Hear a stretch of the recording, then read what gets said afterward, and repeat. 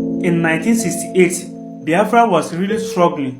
The early success they had was fading, and the Nigerian army was getting stronger. Ojukwu and his team were trying to figure out how to keep fighting while their resources were running low. They were wondering how long could they keep this up. One of the biggest battles was over Port Harcourt. The city was super important for Biafra because it was their main link to the outside world and had a lot of oil. The Nigerian government knew that if Biafrans could take Port Harcourt, it would be a huge blow to Biafra. So, in March 1968, they launched a big attack.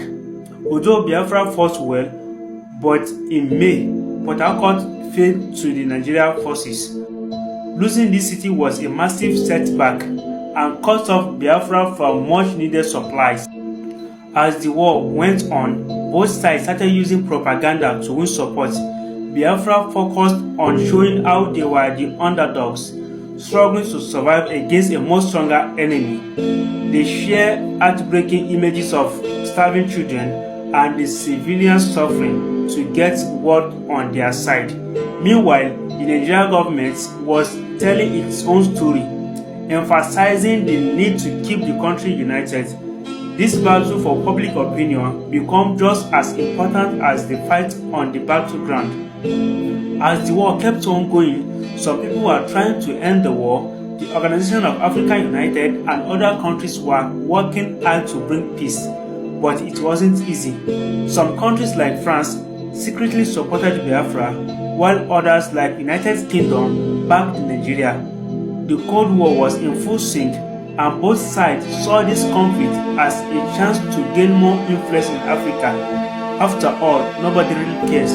After many battles, things become worse for Biafra.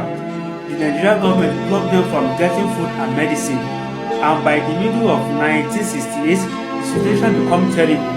International aid groups like the Red Cross tried to help, but the need was overwhelming. Images of starving food shocked the world and made people demand action. The suffering in Biafra wasn't just a tragedy, it was also a powerful message in the fight for international support. In response to the crisis, a daring humanitarian mission called the Mercy Airlift was launched. Pilots flew dangerous missions at night, bringing food and medicine to Biafra. But even with this brave effort, it wasn't enough to meet enormous needs. The airlift showed just how desperate things had become in Biafra, but it also highlighted the risk of trying to help in the middle of a war.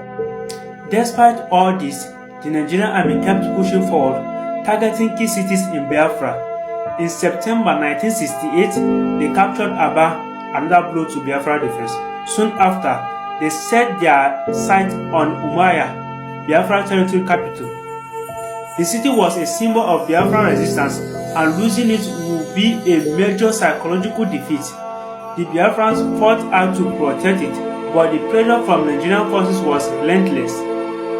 As Biafra's situation got worse, people started questioning Ojukwu's leadership. Some of his own people began to doubt his decisions, especially his refusal to negotiate peace. Well, that is unravel for you. They wonder if his stubbornness was making things worse for everyone, but Ojukwu remained determined, believing that Biafra could still win. However, the cracks in his leadership were becoming visible.